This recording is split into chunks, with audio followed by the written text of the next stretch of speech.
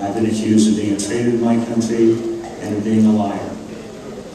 And that if you take a look at the Senate Select Committee Intelligence Report, it is hard to see how they conclude that somehow my contribution to this debate and my calling on my country and on my government to account for what it has said and done in our name has been anything less than truthful. There have been assertions made.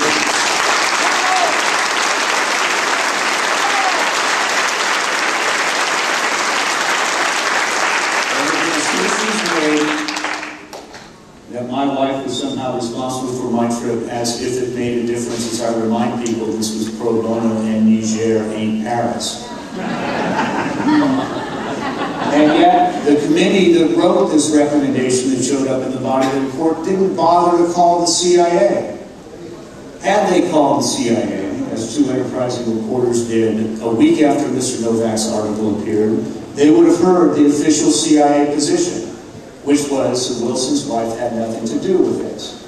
That was several months before I ever spoke out about my wife in anything other than hypothetical terms. They did not ask the CIA. They did not ask the head of the task force who made the decision. They misquoted a reports officer who came to see my wife after the report came out in tears and said, "What can I do?" And he has since written a letter, but his wife will not let him publish it because they are afraid. The report says that somehow my report bolstered the analyst's views, and yet, on October 2nd, 2002, 3.5 months before the State of the Union address, the Deputy Director of Central Intelligence gave the intelligence community's corporate view of this assertion to the Senate Select Committee on Intelligence. A senior CIA official testified to the same committee that wrote this report. And what did he say? He said, the reporting on this is weak, the case has not been made, this is one of the areas where we disagree with the British, we believe they have stretched the information. 4 days later, the Director of Central Intelligence called the Deputy National Security Advisor and said, "I don't want the President to be a witness of fact in this matter because the reporting is weak." They sent a fax the same day and they said, one of the mines is flooded, the French have control of the other mine, and we've already told Congress we think that the British have overstated the evidence. The day after my article appeared, the President's spokesman came out and told the Washington Post those 16 words did not rise to the level of conclusion in the State of the Union address. They have never taken that off the table. They have never taken that off the table. Who are they calling liars?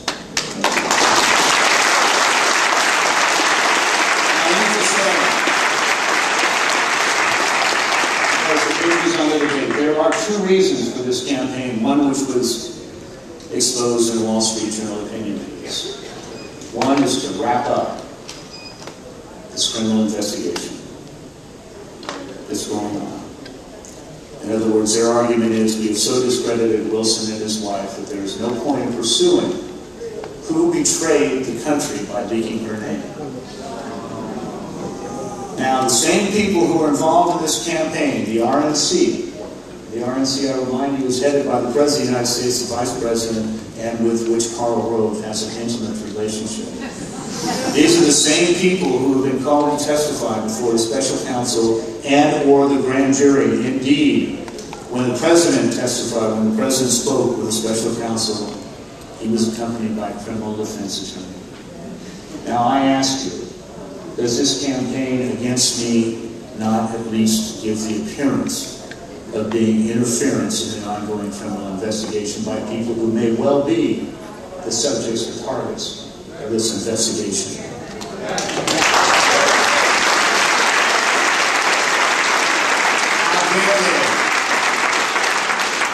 How inappropriate in a country where we hold our government to the standard of rule of law. The second reason behind this campaign is one that is even more ominous, I believe, to us, and particularly as we sit up here and debate the future. The message to all Americans from this campaign is, should you as a citizen exercise your constitutional responsibility to call on your government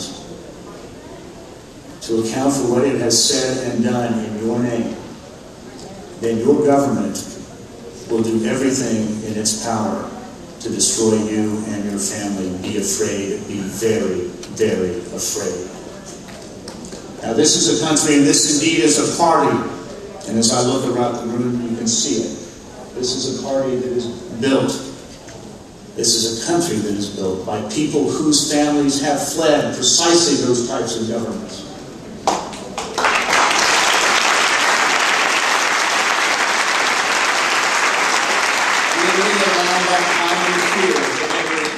Free debates in a democracy. I say no. I say no.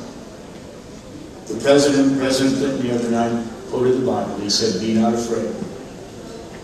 I don't quote the Bible much because I don't want anybody to believe that I am one of those who advocate the replacement of the Constitution by the literal interpretation of the Book of Revelation.